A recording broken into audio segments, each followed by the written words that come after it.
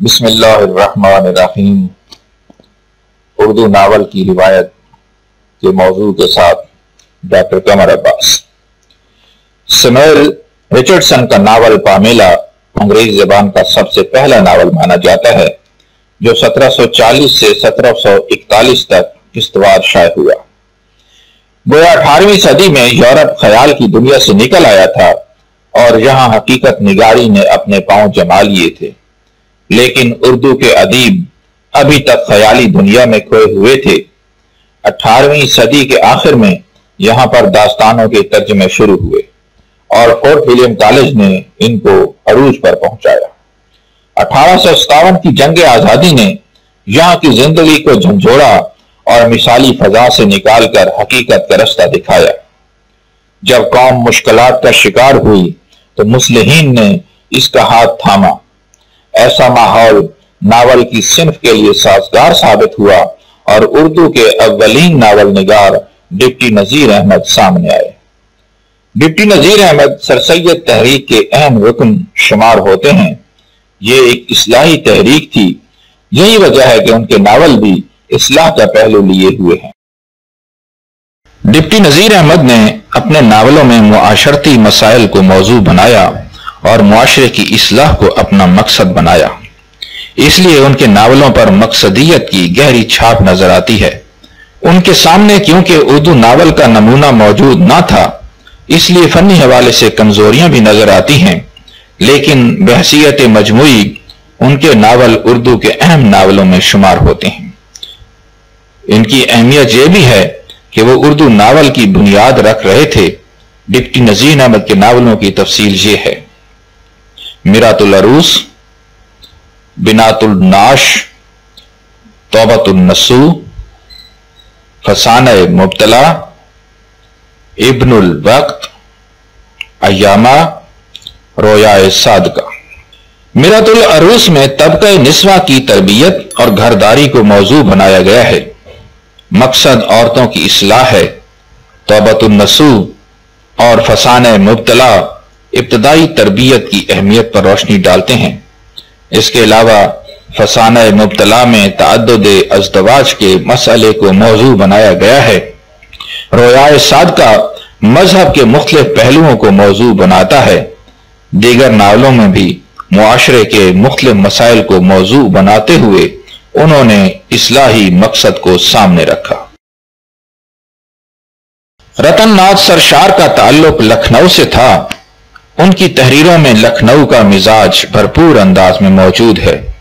ان کی سب سے اہم تصنیف ان کا ناول فسانہ آزاد ہے، جو دسمبر 1878 سے دسمبر 1879 تک اودھ اخبار میں قسطوار شائع ہوتا رہا اور 1880 میں کتابی صورت میں شائع ہوا۔ اس کی 4 جلدوں کے 3000 سے زائد صفحات ہیں۔ ان کا یہ ضخیم ناول لکھنؤ کی معاشرتی زندگی کی بھرپور عکاسی کرتا ہے۔ فنی حوالے سے اس ناول میں کافی کمزوریاں موجود ہیں۔ کوئی واضح پلاٹ نہیں، واقعہ نگاری ناہموار ہے، کردار نگاری میں بھی خامیاں موجود ہیں۔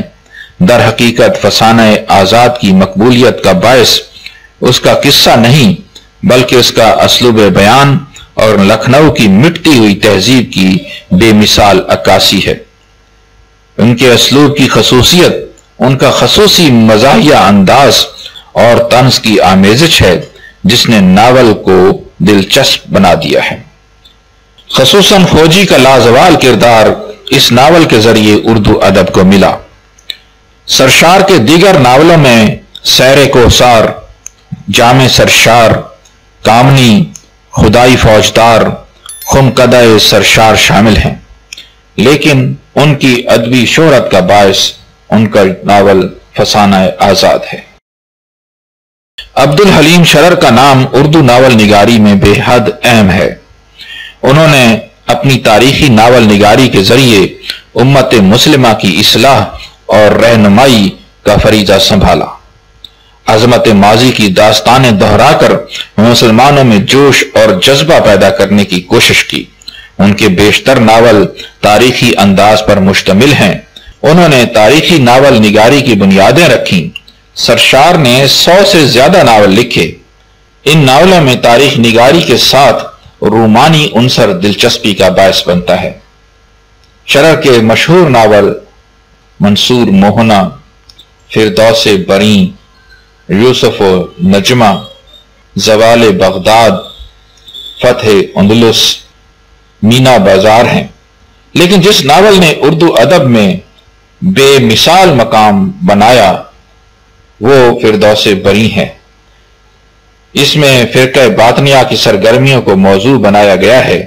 اس ناول کی خصوصیت اس کا رومانوی رنگ اور خوبصورت اسلوب بیان ہے۔ مولانا راشد الخیری کے ناول بھی معاشرتی اصلاحی رنگ رکھتے ہیں۔ ان کی ناول نگاری کا انداز مولوی نذیر احمد سے متاثر نظر آتا ہے، خصوصاً طبقہ نسواں کی اصلاح اور ان کے بہتر معاشرتی مقام کے حصول کے لیے کاوش ان کے ناولوں کا اہم موضوع ہے۔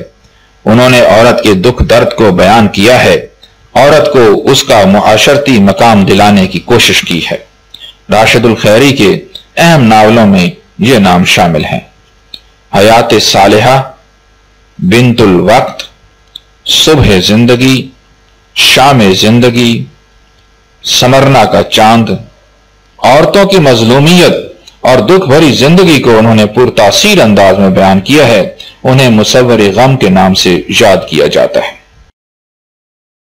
سرشار کی طنز و مزاح کی روایت کو منشی سجاد حسین نے اپنے ناولوں میں آگے بڑھایا۔ ان کے ناول مکمل ظریفانہ انداز لیے ہوئے ہیں اور اردو ناول میں سرشار کی روایت کو آگے بڑھاتے ہیں۔ یہ اور بات کہ وہ ناول کی روایت میں کوئی اہم مقام حاصل نہیں کر سکے۔ حاجی بغلول، طرح دار لونڈی، میٹھی چھری، کایا پلٹ، پیاری دنیا، حیات شیخ چلی ان کے ناولوں میں شامل ہیں۔ حاجی بغلول اہم مزاحیہ ناول ہے۔ اس ناول کا کردار حاجی بغلول اردو ناول کے یادگار کرداروں میں شامل ہے۔ محمد علی طیب نے عبد الحلیم شرر کی تاریخی ناول نگاری کی روایت کو آگے بڑھایا۔ ان کا پہلا ناول عبرت 1892 میں شائع ہوا۔ ان کے قابل ذکر ناول یہ ہیں: عبرت، جعفر و عباسیہ، اختر و حسینہ، رام پیاری۔ محمد علی طیب نے ناول نگاری میں شرر کی تقلید کی لیکن ان کے مقام کو نہ پہنچ سکے۔ 1899 میں مرزا محمد ہادی رسوا کا ناول امراؤ جان ادا شائع ہوا۔ یہ ناول تخیل اور واقعیت کا خوبصورت امتزاج رکھتا ہے اور فنی حوالے سے بلندیوں پر نظر آتا ہے۔ اردو ناول آج تک اس کا مد مقابل پیش نہیں کر سکا۔ اس ناول میں لکھنوی زندگی اپنی تمام تر تفصیلات کے ساتھ نظر آتی ہے۔ یہ نفسیاتی اور تجزیاتی ناول نگاری کا بہت عمدہ نمونہ ہے۔ پلاٹ، کردار نگاری، واقعہ نگاری، فلسفہ زندگی اور زبان و بیان کی خوبیوں کی وجہ سے نقادوں نے اسے اردو کا بہترین ناول قرار دیا ہے۔ رسوا نے اور ناول بھی لکھے۔